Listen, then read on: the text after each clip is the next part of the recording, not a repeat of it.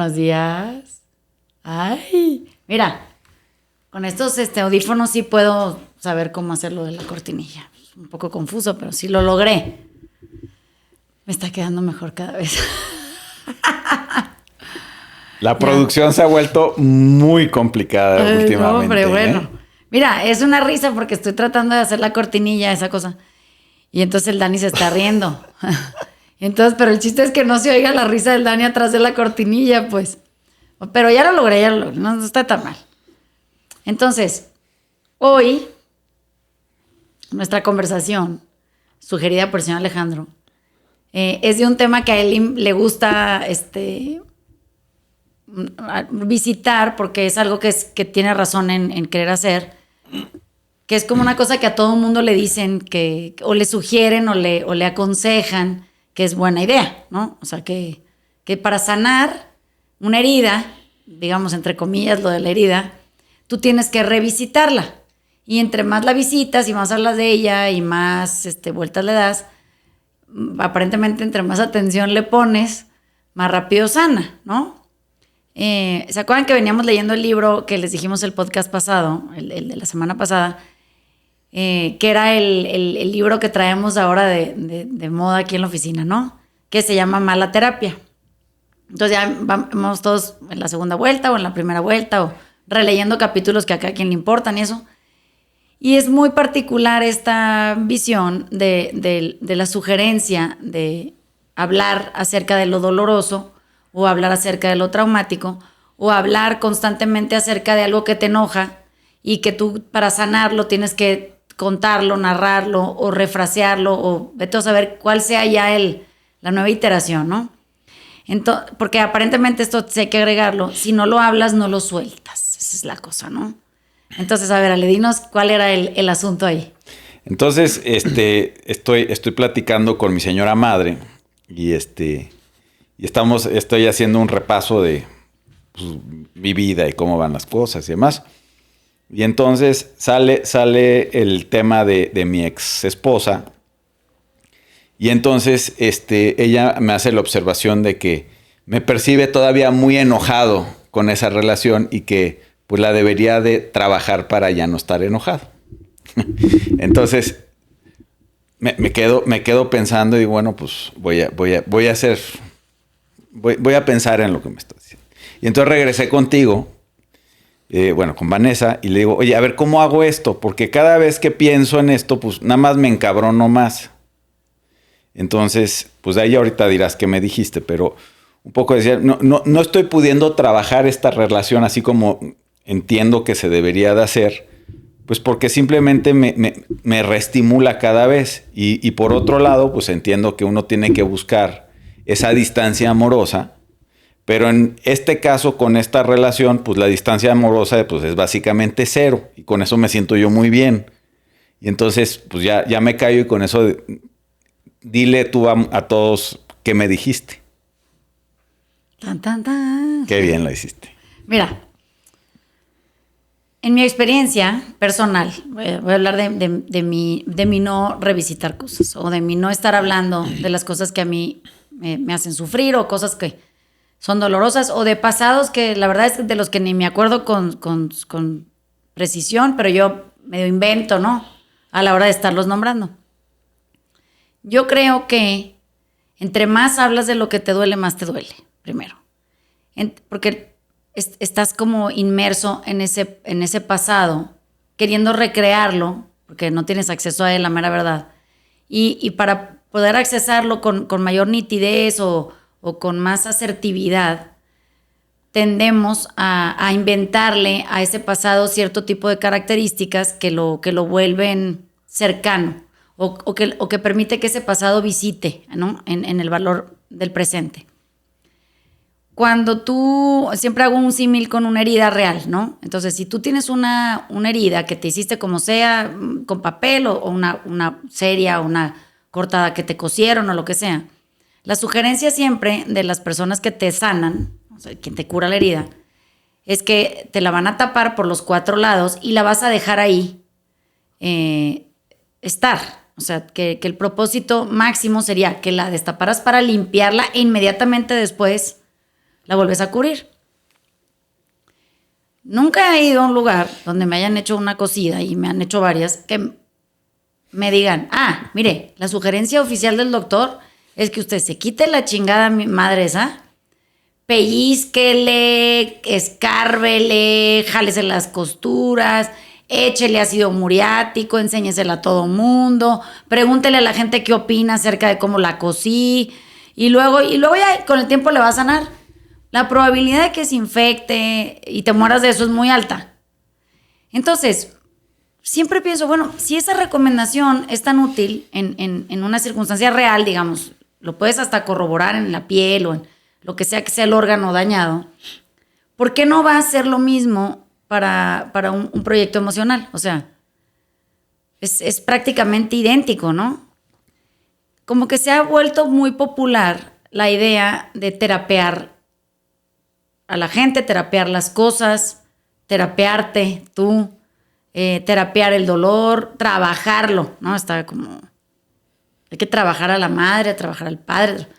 Pero ¿cómo que lo vas a trabajar si es una persona? O sea, es como creer que el que tú lo nombres y lo discutas y hables de ello y se diagnostique, digamos, tu relación o tu circunstancia, va a ser más llevadero el proceso. En mi experiencia, el verdadero proceso de sanar es el de aceptación. Y es una aceptación que es radical, o sea, es lo que es y hay lo que hay, ¿no? Y las cosas irán cambiando en su transcurso de la vida, al paso al que las cosas cambian y las personas modifican su conducta si así lo deciden. Pero en la realidad, tú no puedes empujar a nadie a trabajar a nadie, ni a soltar a nadie, porque para empezar no sabemos si estamos en lo correcto diciéndole a la otra persona que tiene que ir a atender eso. A lo mejor ya lo atendió y el resultado es el que hay, ¿no? O sea, atenderlo no quiere decir que se van a volver a llevar bien, ni que se pueden frecuentar como anteriormente, ni que pueden volver a reencontrarse, ni que van a volver a coincidir. O sea, muchas veces sanar es crear esa distancia amorosa, y cuando digo amorosa, no es para el otro. O sea, la gente se hace, y esto qué bueno que lo dijiste, la distancia amorosa no es porque se va a resurgir el amor con quien la estés practicando, es porque tú pones a esa persona en un sitio en donde tú todavía la puedes querer. A esa distancia la tienes que tener para poder seguirla queriendo. Entonces, yo pienso, bueno, yo para poder seguir queriendo a mucha gente, entre menos la nombro, más bien la quiero. No sé si me explico. Entre menos la discuto, más aceptante me vuelvo de una situación que por sí misma se vuelve aceptable para mí. Entre más hablo de las cosas que para mí son incómodas o son inciertas o me generan algún tipo de inseguridad o de confusión, más confundida, más incierta, más incómoda y más de la chingada me siento. Entonces, mi sugerencia cuando me dijiste eso era, bueno, es que yo creo que igual y puedes tratar nada más no hablar de eso. O sea, pon atención en otras cosas. Y esto lo venía platicando con Olguita ayer. O sea, yo veo cómo se deteriora un proyecto emocional en la mayoría de la gente alrededor porque insiste en poner atención en las cosas equivocadas. O sea, es como cuando en inglés dicen que you're a scab picker, ¿no? Y esto cómo se ve en algún ejemplo sencillo, ¿no? Si tú tienes una costra, no sé, vamos a pensar en un nudillo de la mano, pero el resto de tu cuerpo está en perfectas condiciones. La gente que es una arrancacostras o un picacostras es una persona que insiste en solo poner atención en la costra, en el nudillo de ese dedo, de esa mano, y olvidarse por completo de la totalidad de las cosas, ¿no? Del resto de las cosas. La infelicidad mucho está basada en eso, en que las personas decidimos poner atención en el proyecto de vida equivocado, o en la circunstancia, el momento equivocada, o en la condición física equivocada, y eso nunca te va a dejar avanzar. En el budismo prácticamente esto es una cosa, o sea, insisten en que para qué poner una atención en las circunstancias si son pasajeras, ¿no? O sea, no va a durar, va a cambiar. ¿Para qué insistes en querer poner atención en eso? Entre más atención pones, más se queda. Menos tiene esa posibilidad de fluir o de volverse etéreo, de deslavarse. Entonces, creo que hay una circunstancia que tendríamos que observar y una propuesta distinta a abordar un proyecto de salud que implicaría quitar de nuestro, pues, como nuestro propósito de la semana el monotema.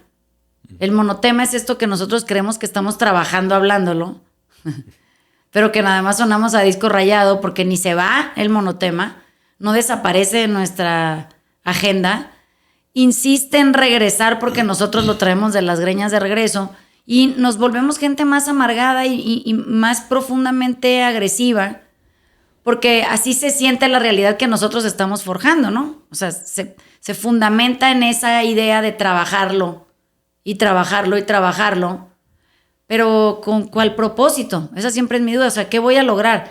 ¿De hablarlo la persona va a cambiar? ¿De que yo me convenza que el daño sí fue el que fue, ya no me va a doler? O sea, ¿voy a poder trascender eso porque diagnostique que la persona tiene un algo y por eso esa persona está imposibilitada al buen trato? Pero eso no cambia ninguna de las otras cosas y yo sigo sin poder avanzar. Eso es lo que creo que pasa y es a lo que nos tendríamos que empezar a referir. Uh-huh. Entonces, ¿qué otra cosa habíamos, teníamos otra cosa que dijimos, ay, hay que decir eso, porque eso vale la pena que la gente... yo sí sé. En el libro que estamos leyendo, y tomando en referencia esto que decías, hay un capítulo que dice algo que a mí me sorprendió mucho, no porque no lo supiera, sino porque se dice muy poco. Y es que casi en todos los proyectos terapéuticos se sugiere que la gente se distancie físicamente, emocionalmente y mentalmente de gente alrededor suya, especialmente si son familiares, ¿no? Y me parece un poco riesgoso hacer esa recomendación porque las personas somos incapaces de dejar de querer a nuestros papás. Por ejemplo, en el caso de cuando la sugerencia es que te alejes de un padre o una madre, ¿no? Cuando a ti te dicen que tú ya no puedes convivir con tus personas queridas porque tienen que tener algo que si es una relación emocionalmente enferma, que si es narcisista, que si es abusiva, que si lo que sea, que esa es la versión de la persona que va y pide ayuda. No necesariamente la convierte en verdad, simplemente es la percepción de ese ser humano, ¿no? Cuando uno insiste en que la persona ponga límites, y los límites son alejarse, nadie considera el daño que está generándose en quien se aleja, ¿no? O en quien alejas. Y normalmente en las relaciones que no se pueden navegar, sí, porque no hay aceptación en la relación y entonces por eso no se navega. Y ojo, para quien nos esté escuchando, no estoy hablando de relaciones de abuso en la infancia, en donde hay golpes y posibilidades de afectaciones reales, o en donde hay abuso sexual, o en donde hay esta bola de circunstancias de las que uno tendría que remover a los niños de inmediato, ¿no? No estoy hablando de eso. Por si a alguien aquí ya se le ocurrió, ay, no, qué bárbaro, porque el problema es que no está considerando que habemos gente... Bueno, sí, no estoy hablando de usted. Estoy hablando del común denominador de las personas que van y piden ayuda por una circunstancia que no han aprendido a navegar. No estoy hablando de la gente que realmente está siendo víctima de algo y pocas veces pide ayuda. Esa es la verdad. Quien realmente está sufriendo de algo que es significativo y que hay que atender, poquísimas veces va a levantar la mano para pedir ayuda. Es muy vergonzoso, es muy culpígeno y es muy amenazante, ¿no? Bueno, entonces, regresando al punto anterior. Las pocas veces que a mí me sugirieron que había que generar una distancia, y no tenía nada que ver con la amorosa, ¿no? Generar una distancia con un familiar, porque esa persona me estaba generando un daño y que me vendían como irreparable, ha sido las veces en donde más he sufrido, menos he podido ser feliz, donde más trabajo me ha costado repararme para poder regresar, porque la vergüenza no me dejaba. Y lo volvió lo menos funcional posible. O sea, me afectó profundamente crear esa desvinculación. Nadie me dijo que me iba a pasar si generaba esa distancia franca. Me alejaba y te alejas y te alejas, ¿eh? O sea, empieza tu cabeza, y esto es algo que hay que decir, Tu cabeza empieza a fabricar explicaciones que suenen lógicas para fortalecer la distancia, porque es muy doloroso estar lejos. Y entonces dices, bueno, pero es que esto es un trabajo, lo tengo que hacer, me va a sanar, me va a ayudar, yo voy a ser feliz así. Pero en el fondo me estaba pudriendo, o sea, no estaba pudiendo sobrellevar eso. Y más justificaciones, más explicaciones, más hurgar en un pasado que se fundamentaba menos como un pasado doloroso y a donde yo tenía que adornar cada vez una situación más con más herramientas terapéuticas para poder seguir montada en mi macho, ¿no? Algún momento de mi vida entré en razón y decidí que yo así no iba a sanar, que me iba a enfermar más. Digamos, si enfermarme no me refiero a un trastorno irreparable, no. Me habían vendido uno, pero tampoco lo compré. Pero me iba a enfermar de mí. O sea, iba a tener que vivir toda mi vida explicándome cómo había yo sostenido algo cuando no tenía nada que enseñar. O sea, bueno, enséñame tu infancia dolorosa, enséñamela, ¿dónde está? No tengo ni foto para eso, no hay. Entonces, la mayoría de nosotros hemos tenido que pasar por procesos de reinvención. Y cuando digo reinvención no es de reinventarnos en nuestra conducta, no, de inventarnos un pasado, decorarlo, armarnos de valor para poder discutirlo, porque alguien muy osado, sin considerar el daño que podía generar, decidió preguntarte en un momento desafortunado, cuéntame acerca de la relación que llevas con tu A, mamá o B, papá, ¿no? O tus hermanos, o con tu... Y cuando no tienen nada que decir, porque a mí me pasaba, al principio yo decía, no, pues, o sea, muy bien, ¿no? O que hasta le preguntaba que, o sea, ¿por qué mal? ¿Cómo, no? No, pues es que para que tú estés así como estás, tiene que haber algo. Y pues yo por más que insistía en encontrar el algo, no lo encontraba, o sea, ¿cómo? Pero algo, ¿cómo, no? ¿Cómo? ¿Qué tiene que ser? Y entonces te empiezan ellos a dar ejemplos de cosas en las que tú deberías de poner atención. ¿Y qué pasaba? Que encontrabas en el repertorio de 20 y pico de años, 30 y pico de años o 40 y pico de años, pues encontrabas un ejemplo de algo, ¿no? Pues muy ligero, pasajerón, digo, nada, fuera de control y alguna cosa así no muy significativa. Y sobre eso tenías que trabajar. Pero es que trabajar te hunde. O sea, ese trabajar no te va a llevar a ningún lugar porque una persona sensata te diría, bueno, pero así es la vida, ¿no? Y un poco así toca. Cuando uno anda aquí, pues anda entre gente problemada y está medio erosionada. Y la vida es esa, pero ¿qué quieres hacer con eso? O sea, ¿tú cómo vas a modificar tu conducta? ¿Quieres volverte más aceptante? O sea, ¿cuál es tu proyecto? ¿Para qué viniste aquí? Te sugieren cómo en la práctica de la filosofía o la técnica que uno quiera, se sana, digamos, entre comillas, ese tipo de circunstancia, ¿no? Hay más esotéricas, menos esotéricas, energéticas, no tanto, de cuarzos y piedritas y del huevo, de la mayonesa, de que te paras de cabeza, que te vas a un retiro, de que te metes chingaderas, no, hombre, hay miles, ¿no? Y la verdad es que siempre regresas con la misma sensación horrenda de que tú no quieres estar así. Porque eso no se te quita ni con el cuarzo, ni parado de cabeza, ni con el huevo, ni nada. O sea, se quita mucho aceptando que esa es la realidad en la que estás y que poco a poco también las gentes con las que vives esa realidad en la que estás no van a durar así. Ellos también están en un proceso de cambio, ¿no? Ahora, no estamos justificando el mal comportamiento del otro. Estamos diciendo que lo tiene, que así va a ser, que no lo va a cambiar. Entonces, ¿en qué términos sí nos podemos relacionar con ellos? No nos podemos relacionar con ellos.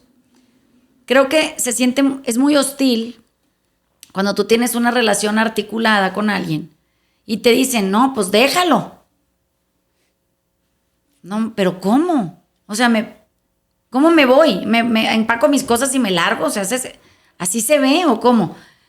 Toma mucho tiempo decidir un distanciamiento y debería de ser una cosa que toma el tiempo que requiere tomar para que cuando tú te quitas de ese lugar, pero no te quitas para nunca regresar, sino te quitas poco a poquito, vas midiendo esa distancia y esa cercanía y dices, bueno, en este espacio, a esta distancia se siente muy bien. Siento que nos sugieren de tajo aventarlo todo al olvido, como si se pudiera, y reiniciar tu vida desde cero, ¿no? O sea, suena tan radical todo el proyecto. O esto de perdonarlos es igual de radical. ¿Qué perdono? Me perdono yo, te perdonas tú, te perdono a ti, tú me perdonas a mí. Porque no, si no consideramos que nosotros también somos parte del proyecto de afectación, digamos que somos los que afectamos, no nomás los afectados, sino que también hemos hecho cosas en contra de esas personas para lastimar, porque luego quién sabe cómo nos consideramos las víctimas de unas santas palomas, ¿no? Y entonces nunca se vuelve justo el juego de averiguar, bueno, a ver, ¿yo qué voy a cambiar? Y voy y pruebo siendo esta persona con una conducta renovada, a ver qué tal funciona la relación. En mi experiencia, todos los cambios que yo he dispuesto para mí en un proyecto de reacercamiento con alguien, me han resultado muy exitosos porque me he aquietado, me he vuelto muy aceptante del otro, de su otredad, de su ser como es. Me gusta mucho que la gente no se parezca a mí. O sea, me divierto mucho viendo otras formas de estar en la vida. Hasta la gente que considero altamente erosiva, o sea, rayando en este rubro de narcisismo diagnosticado, digamos, no por mis pistolas, sino que ya viene con un algo ahí encima. Digo, bueno, hasta estas personas son navegables, ¿no? O sea, hay tiempos para eso, hay momentos, hay convivencias específicas en cierto tipo de lugares, o sea, me llama mucho la atención a mí que no sepamos quedarnos, no que no sepamos irse, saber si irse puede ir todo el mundo, saberse quedar en salud, digamos emocional, o sea, en quietud, a eso me refiero, es muy poco común que alguien te lo sugiera. O sea, ¿cómo si te puedes quedar tú estando quieto ahí? Eso lo aprendí navegando el budismo, así lo aprendí. Y como occidentalicé ese proyecto, ¿no? Es lo que hoy soy yo. No soy budista, soy una gente que estudia cosas así. Me gusta ponerlas en práctica, a ver cómo funcionan. Y me salvó esa forma de poder aquietarme para quedarme. Ese era el chiste, ¿no? Sin dejar de querer a esa persona o de castigarla con desamor, ¿no? O sea, seguirla queriendo, ¿por qué tiene? No me lastima quererla. Me lastimo yo en la esperanza de que esa persona haga lo que yo quiero que haga y no lo hace. Ese es el verdadero asunto, ¿no? Uh-huh. Que yo digo, no, es que como no se comporta como yo quiero, entonces me lastima. Pero es que no se debería de comportar como yo quiero. Yo debería de practicar en esa incomodidad y esa incertidumbre que la persona siga siendo ella como ella es y yo trabaje en mi posibilidad de aceptar eso sin cuestionarlo y porque no va a cambiar. Porque yo necesite va a cambiar. Porque ni le condicione lo que el afecto o el amor o el cariño o lo que sea, tampoco va a cambiar. O sea, qué ridículo pensar que alguien por ti se tiene que convertir en alguien que no quiere ser, ¿no? A lo mejor está muy contento estando como está. Y no tiene por qué complacerme nunca, ¿no? Entonces, creo que hay mucho espacio ahí a donde podríamos empezar a navegar, dejar de estar jodiendo tanto con nuestra insistencia y requerimiento y nuestra exigencia y nuestro pseudo idealización del buen comportamiento o lo óptimo en la vida. Y insisto, no estoy hablando ni de golpes, ni de maltrato psicológico extremo, ni de tortura, ni de abuso sexual. No estoy hablando de eso. Estoy hablando de una relación tradicionalmente conocida, que son estas que como que se discuten en mesas terapéuticas y que tienen como fin último, te voy a recomendar algo que me dijeron a mí, pon límites. O vete. Es que los límites se los pone uno a uno y son esos que uno puede honrar. No se le ponen al otro. Entonces, si yo quiero honrar un límite, en mi caso, y quiero seguir relacionándome con alguien a quien yo sí quiero seguir queriendo, bueno, pues yo tengo que saber cuándo yo me voy a volver hostil en el proceso de la convivencia y yo soy la que me tengo que quitar para no lastimar a esa persona. ¿Por qué? Porque no he trabajado lo suficiente en mí como para permanecer quieto y sin alteraciones ahí. Esa es la verdad. Yo tengo que trabajar en lo mío. Oye, que si duro 5 minutos y me enciendo, pues la oportunidad de trabajar es para mí, yo en mí, ¿no? Yo no trabajar al otro. Porque pues al final, la única posibilidad que tengo de repararme en mi mal comportamiento, en mi pésima conducta, en mi convivencia con otras personas, soy yo. O sea, soy mi único campo de estudio y soy mi único lugar de trabajo. Que eso tampoco tiene que ser nada profundo. No. O sea, la conducta se corrige en las cosas chiquitas. Si me cacho opinando de lo que el Dani está diciendo, paro. Digo, yo, ¿qué tengo que andar opinando de la opinión del Dani? El Dani puede opinar lo que él quiere, su vida la puede vivir como él decida. Yo no tengo nada que decir ahí. Si me pregunto, oye, ¿qué opinas? Pues mira, qué cagado, pero no opino lo mismo que tú, pero no tendrías por qué hacerme caso en lo que opino yo. Pero bueno, así lo veo yo. Y ya, no está ni mal ni bien, nada más esa es mi percepción, a lo mejor viene de mi condicionamiento, de la forma en la que yo viví, la manera en la que crecí, el lugar donde me criaron, no importa. No tiene nada que ver contigo. Y en ese entendimiento podríamos tener conversaciones disímiles para siempre, no coincidir en absolutamente nada y seguirnos queriendo y frecuentando. Pero eso como que lo hacemos por los amigos, la mayoría de las veces, pero con la familia no. Es donde más trabajo cuesta, ¿no? O con la pareja, ahí tampoco. Entonces, de esto hemos el Dan y yo platicado un chorro, porque nos sobra tiempo en la oficina a veces. A mí en mi distancia amorosa patagónica a Ciudad de México, como que sí te sirve un montón, como haciendo, bueno, podés ir teniendo otro tipo de relaciones con cada quien, ¿no? Como que se quedó en un tiempo, o sea, cuando yo me fui de Argentina, que se quedó las amistades, mi familia, el trato que había quedado, como que se quedó como en pausa. Y ahora que voy me llevo bien con todo el mundo, porque si no, bueno, si tengo una conversación con todos, pero vas dejando tiempos pasar, sí, y no necesariamente tenés que estar en esa convivencia que uno tiene que estar pegado al otro porque son familiares o lo que sea, ¿no? Me tocó vivirlo así de esa manera, o yo capaz que en ese momento decidí vivirlo así, como para poder tener esa cercanía que uno tanto atesora, ¿no? Porque si uno puedes tener un buen trato, que te sientas horas hablando con la gente que querés y puedes permanecer mucho tiempo ahí. Después hay otros que te tocan, que si bueno, capaz que hay una relación más pegada con alguien, como diciendo, bueno, ¿en qué momento estás esperando el momento para irte a otro lado? Porque si bueno, como que siempre hay cosas que te detonan por dentro, o que todavía no estás trabajado a la excelencia que el otro requiere o que uno mismo se exige, y dice, puta, qué huevo, lo tengo que estar escuchando a este boludo que está hablando ahora o lo que sea, y si bueno, que vos querés estar haciendo otras cosas en ese momento. Ahora, pero a ver, eso que dices es importante.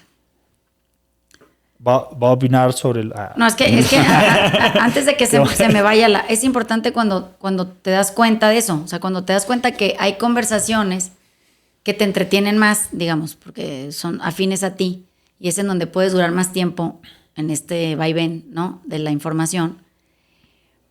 Pero luego hay conversaciones que se sienten como hastío. O sea, que te aburre, te confronta, te reestimula mucho, te cagan, o sea, te enojan mucho, y a las que te resisten, ¿no? Cuando yo me cachaba, yo era muy, muy juiciosa y muy opinionada en cuanto a las conversaciones de otras personas, ¿no? O a sus intereses, o a las cosas que les gustan o no les gustan, ¿no? Ahora ya nada más me reestimulo mucho cuando un adulto está torturando a un niño, digamos, aunque sea a distancia, como que hablan mal de ellos, los ponen abajo, los critican, o sea, no puedo todavía, a lo mejor algún día, pero no sé si quiero, la verdad creo que no quiero. No quiero que me caiga bien, eso, en la vida nunca. Pero cuando son circunstancias que son X, no sé, el clima, los viajes, si tú eres más arrogante que el otro, si a ti te gustan unas cosas y al otro otras, si tú piensas acerca de la política una cosa, la religión, no, eso siempre antes me generaba mucho conflicto. Ahora me da curiosidad. O sea, y eso creo que viene de este trabajo que te digo que hemos venido haciendo, en donde puedes ampliar mucho la escucha. O sea, si te quitas de ese lugar de opinar y decir, bueno, es que o sea, mi opinión es solo mi opinión acerca de su opinión. No sé si me explico. O sea, ninguna es la verdad, en ningún momento. Entonces, como que eso te hace sentirte cómodo y puedes navegarlo mejor. ¿Qué sucede? Y aquí es donde ahorita me brincó creo que necesitamos hablar de esto. Cuando dices, bueno, mira, imagínate que hay conversaciones que no te gustan tanto, ¿no? Y que las que te dices, puta, no, qué hueva, güey, qué enfadoso, siempre está hablando lo mismo, es muy cansado. Y cuando es con un adulto, pues el adulto lo podrá manejar, ¿no? O sea, son dos gentes grandes que pueden tener una conversación o no, o mandarse la chingada, no importa. Pero imagínate tú que nosotros somos muy proclives a generar ese mismo rechazo hacia las infancias o las adolescencias, especialmente, o a los niños jóvenes adultos. Y cuando ellos están hablando desde su poca experiencia y su poca permanencia en el mundo, llevan apenas unos, no sé, 17, 21 años, y pues hablan de lo que saben y cómo lo interpretan todavía con poco conocimiento y todo. Somos muy poco abiertos a la escucha, que no es muy opinionada, o sea, a una escucha nada juiciosa. Y creo que eso es lo que ha mandado más gente a atender. O sea, la alarma que le genera al adulto, darse cuenta que ese joven no está pensando o no expresa o no percibe la realidad como el adulto necesita que sea percibida, porque si no pone a ese niño o joven adulto aparentemente en una conducta de riesgo, ¿no? Y muchas de las veces los jóvenes ni siquiera están hablando de lo que el adulto cree. O sea, el adulto tiene muchos referentes, unos muy perturbados. Y entonces, tú crees que están hablando desde tu propia experiencia, o sea, esta como experiencia muy adelantada, cuando ellos tienen muy poco rango de acción y muy poca experiencia en la vida. Y entonces hacemos esto que hacemos, que es que, imagínate tú que estás hablando eres el Dani y estás hablando con uno de los jóvenes adultos que tenemos aquí. Y ese joven adulto empieza a hablar de algo que a nosotros no nos interesa o nos parece como soso o tedioso o aburrido. O de cuestión de alarma. Y nosotros, en lugar de nada más no poner atención en eso y seguir nuestra conversación hacia donde va avanzando, sugiriéramos, por ejemplo, a la mamá o al papá, oye, yo creo que hay que hacer algo aquí porque esto se ve, pues se ve joven, ¿no? O sea, o se ve adolescente, o se ve adultito. No tendría por qué verse adulto todo el tiempo. Siempre que nosotros metemos en riesgo el hablar o el conducirse o el pensar de alguien, porque a nosotros nos parece que eso es alarmante, esa sensación de alarma es acerca de nosotros, no es del otro nunca. O sea, el otro no sabemos ni de dónde viene lo que está diciendo. Nosotros, cuando nos relacionamos con eso, es prácticamente lo que se llama una proyección, ¿no? O sea, si a mí me aburre la conversación del otro, me alarma o me preocupa o me enoja, y esto lo aprendí a palazos yo, la verdad es que estaba yo hablando de mí, ¿no? Entonces, tenemos a un ejemplo que es el que yo todavía me reestimulo mucho, o sea, es donde todas las semanas digo, ¿cómo es posible? O sea, me enojo, le contesto a distancia en mi cabeza, estoy ahí como loca, creando mi conversación asesina, ya sabes que lo quiero acuchillar y no sé qué. Y luego digo, es que, ¿sabes qué? Me da miedo regresar a ser esa. O sea, sí sé lo que es ser esa. No crean que así, ay, qué linda, la Vanessa llegó aquí impura, impoluta y casta. Pues no. Entonces, cada vez que me pasa eso, al principio mi reacción es como muy encendida, luego me quejo poquito y sigo insistiendo en ello, y luego digo, ya lo tengo que soltar porque no tiene nada que ver conmigo, pero sí. O sea, sí porque sí fui, sí porque sí sé desde dónde viene ese mensaje, sí porque sí sé lo que fui capaz de hacer cuando era tan increíblemente rígida, hostil o exigente, y cuánto lastimé, ¿no? A través de ese proyecto. Entonces, creo que nunca está de más, ligeramente, eso voy a decir, no me voy a meter a nadar con visor y en fango y se ve oscuro y trae linterna, a ver qué encuentro. No voy a encontrar nada, encontrar un pasado que quién sabe cuál es y no sé ni cómo lo habré visto en ese momento, no importa. Pero lo que sí puedo es voltearme a ver en ese momento y decir, bueno, a ver, aquí yo tengo trabajo que hacer todavía conmigo. O sea, esa conducta, no puedo incurrir en esa conducta primero. porque la reconozco y sé que sí soy capaz de todavía revisitarla, ¿no? En activo, no en el recuerdo, o sea, de veras. Por otro lado, tengo que poder soltar la rienda de estar castigando a esta pobre persona, aunque sea en mi cabeza y en mi imaginación, porque eso no le va a servir nada. O sea, mi forma de aproximarme cuando me la encuentre a la persona va a ser muy complicada, ¿no? Las jetas que hago ya sé. Y por otro lado, no siento que eso sirva a ningún propósito de estar quietos y felices, porque de todas maneras la pinche persona esa no va a cambiar. O sea, yo no cambié cuando lastimé a alguien y alguien me lo dijo. No cambié. O sea, tuvo que pasar mucho, mi clase del bardo, de ahí viene, cómo la armé, qué tenía que entender, cómo tenía que estar quieta. O sea, tuve que hacer mucho trabajo en teoría y práctica sencilla y rápida, pero eficiente, para poder salir de ese tipo de conducta. Entonces, creo que ahí es donde nos cachamos, fíjate, ahorita que decías eso, me vi, o sea, es en donde yo de repente me empiezo a exasperar cuando alguien está hablando y yo estoy diciendo, ¿por qué estoy aquí? ¿Qué estoy haciendo aquí? O sea, ¿qué? Pudiera estar haciendo otra cosa con mi tiempo. A lo mejor valdría la pena que me quedara, en lugar de hacer otra cosa con mi tiempo, ¿va? Quedarme y mientras el otro expresa todo lo que expresa, yo decir, ¿qué será esto de mí aquí? O sea, no me está pasando nada. No, nadie me está agrediendo, no hay tigre, nadie me va a matar. Es simplemente un intercambio de palabras. No están dirigidas a mí. Claramente la persona está hablando de sí misma, aunque no se dé cuenta.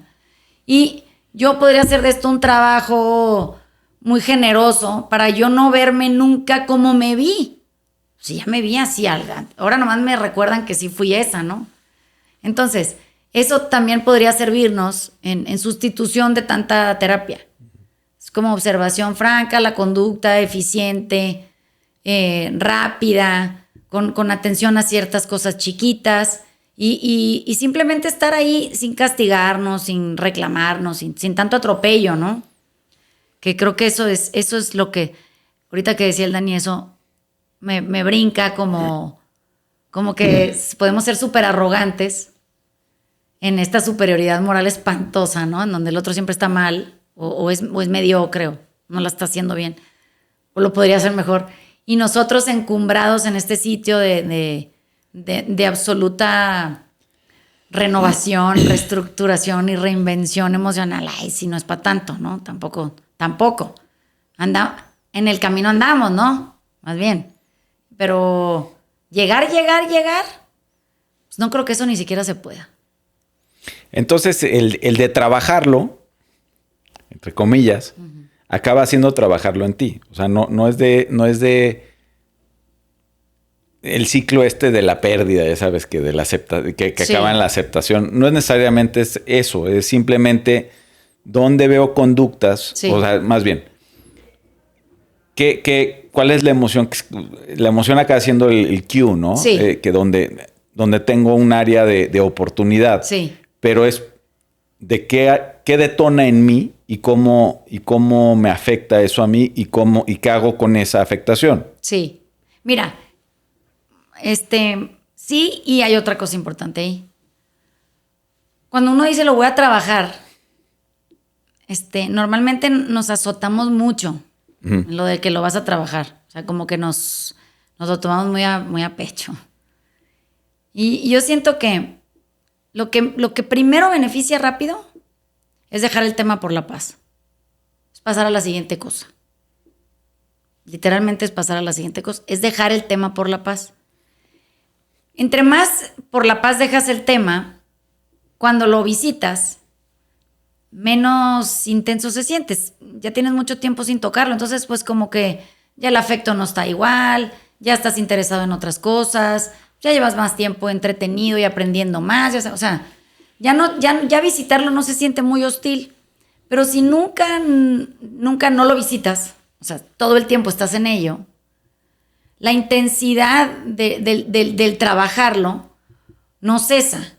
O sea, es más, puedo apostar que se intensifica. Entonces, yo me acuerdo cuando yo era muy chiquita que los adultos alrededor de nosotros en esa época, mis abuelos, gente como de esa edad adulta me refiero, te decía, ya déjalo por la paz, hasta con ese tono, te decía, ya, basta ya, se acabó, a lo que sigue rápido, vete a hacer esto, vete a hacer esto. Como que había una propuesta de sanar más eficiente, como muy del pueblo, como muy rural. Yo en Mazatlán era muy rural, era muy porteño el asunto de decir, ya déjalo por la paz. Es como cuando te decían, ya estate quieta, ¿no? Es esa cosa que te decían, bájale 2 rayitas, no está pasando nada. Y a mí, yo solita, ese mensaje, mucho en mi vida ha sido una guía cuando yo sola digo, ya deja esta chingadera por la paz, ya, basta. O sea, vete a hacer la siguiente cosa y luego si quieres regresar eres bienvenida, pero ahorita ya lo desgastaste.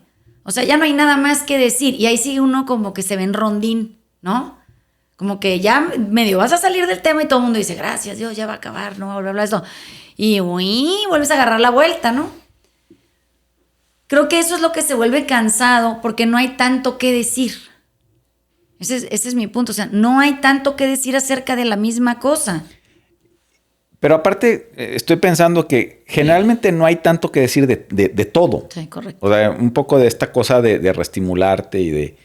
Es nada más hablar por hablar y generar conflicto o temas donde no hay, nada más por hablar.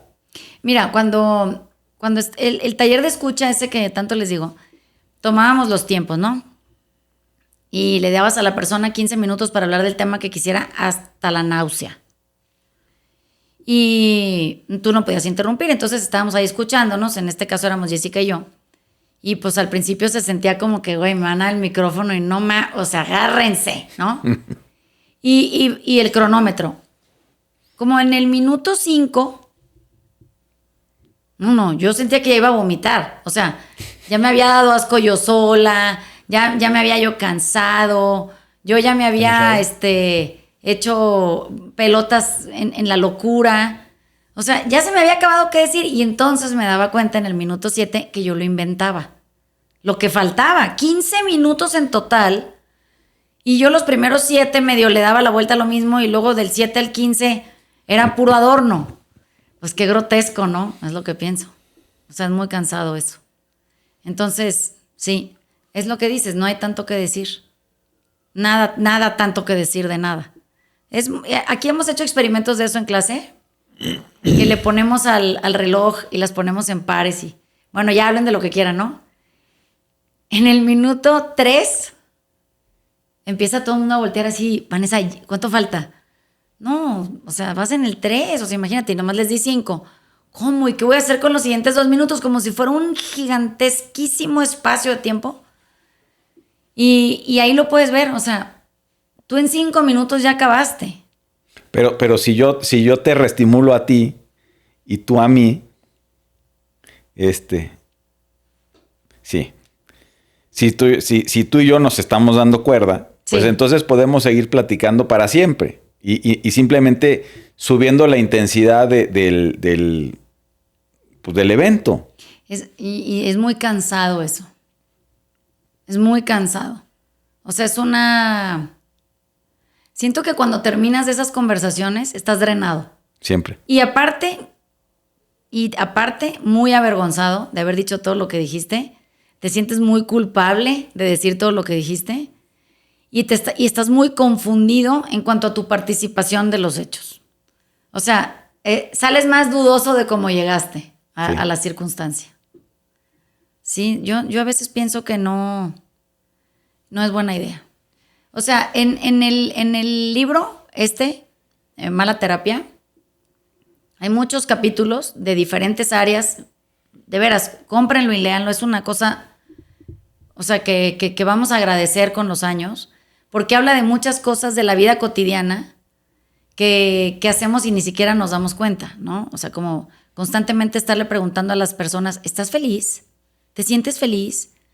O sea, como ¿te imaginas ir a contestar esa pregunta? Qué confrontador se vuelve. Porque como que tú andas a gusto en lo tuyo y si alguien te pregunta, ¿estás feliz? Vas a tener que ir a hacer toda una evaluación interna, a ver. Y a lo mejor la respuesta es no, ¿verdad? O a lo mejor es más o menos, o a lo mejor es ahorita sí, pero hace media hora no. Como que ¿por qué quisieras ir a ese lugar cuando andas ocupado viviendo? En lo sencillo, las cosas ligeras, en el gozo, en la dicha de estar, ¿no? Pero te digo, viene de ahí estas conversaciones largas en donde uno va a comunicar sus problemas y a tratar de resolverlos en una tarde de verano. Pues no veo cómo eso sirva a ningún propósito más que a que otra vez vas a conectar con ese espacio, ¿no? Bueno, pero regresando a la pregunta original, al pasado de este podcast que ya llevamos como 40. ¿Sí? ¿Cómo se trabaja? Porque vos a veces porque pensás que como que se trabaja en ese momento es ir a volver a reestimularte a la pregunta, ¿no? O a la acción que tuviste en ese momento de que, puta, tengo que ir a pensar otra vez qué es lo que me molesta en esa situación. Mientras tanto, seguía haciendo cosas que estás, en el momento cosas nuevas, pero con la cabeza en ese otro lugar, ¿no? Cuando me llega gente me duele cierta parte del cuerpo porque, no sé, siento que estoy un poco reestimulado en la rodilla o en la cadera, o le duelen los lumbares. Bueno, ahora enfocate como que con la cabeza a lo nuevo, que es lo que tenés que corregir un montón de cosas a la hora de acá para adelante. Y si, bueno, ya la cabeza se ocupa en cosas nuevas que podés ir sanando, mejorando o descubriendo. Y eso como que lo vas dejando atrás, que sería una parte del trabajo que tenés que hacer en el momento. Como que llega una etapa, yo siento que llega una etapa de descanso, de pausa que se hacen con la relación que tenés enfrente, que como que decís, bueno, esa es como que el dejarlo en paz para salir a buscar por otro lado, porque como que en ese lugar ya está el vaso medio lleno. Mira, ahorita con esto vamos a cerrar, que bueno. Cuando hay una premisa en el budismo que insiste mucho y habla de dolor, especialmente dolor físico o algún tipo de dolor de una pérdida. Dice, si tú no reconoces de inmediato que no va a durar, ahí en ese instante dices, esto no va a durar. O sea, esto, así como todo en mi vida no ha durado, esto no va a durar. Si no reconoces que no va a durar, tu capacidad de poner atención en la siguiente cosa es ninguna. Pero te tienes que rendir. Tienes que rendirte así, llano, parco, franco y arrodillado, decir, no va a durar. O sea, voy a aprovechar mientras está, a estar con eso, se va a ir y va a llegar la siguiente cosa. No va a durar. Y cuando yo pensaba que no servía. Yo dije, no, eso no sirve. O sea, no sirve, como es que no va a durar. Hasta que me di cuenta cuántos somos capaces de soportar poniendo atención en otra cosa. O sea, y esto en el libro de Viktor Frankl, si no lo han leído, que se llama El hombre en búsqueda de sentido, lo hace evidentísimo, ¿no? O sea, yo creo que a él también le sirvió mucho poner atención en otra cosa. Porque si hubiera muerto, si hubiera puesto atención en lo que estaba poniendo atención, el resto de la gente a su alrededor, o la mayoría. Y creo que ahí es donde está la clave. O sea, no va a durar. Es una consigna de vida. No va a durar. Bueno, la vida no dura, pero lo que vives en la vida tampoco. Por eso es tan apremiante que eso no solo aplique hacia las cosas o las causas o circunstancias buenas como la gente piensa, ¿no? Como que, ay, que ojalá que esto me dure porque te la estás pasando bien.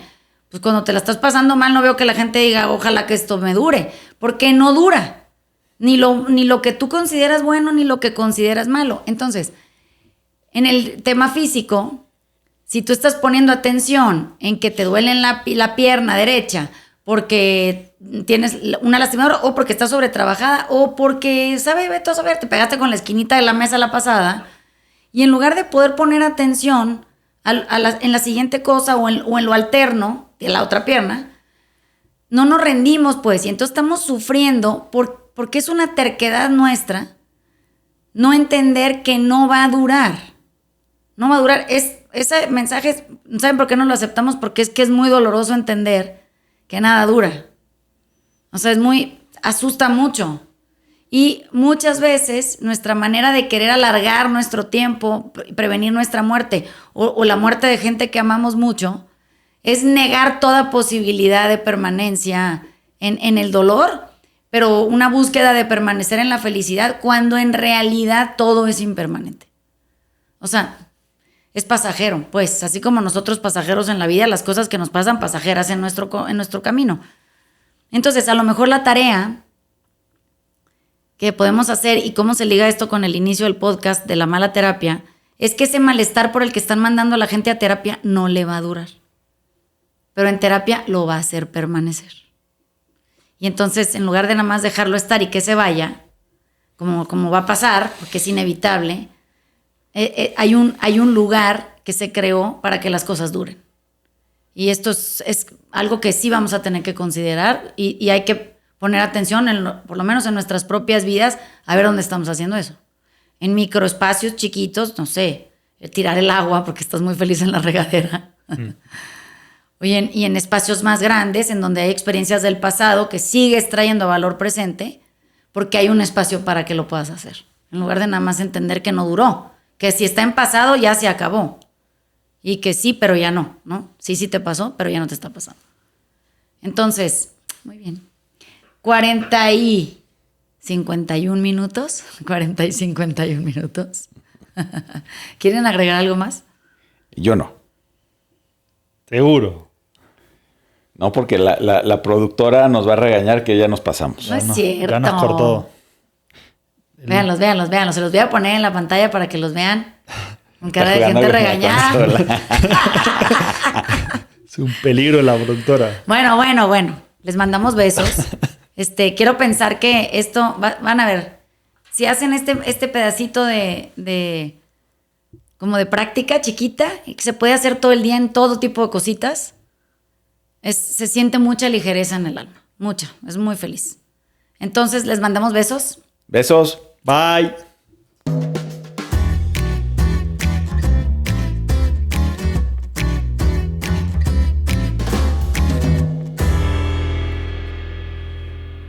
Chao.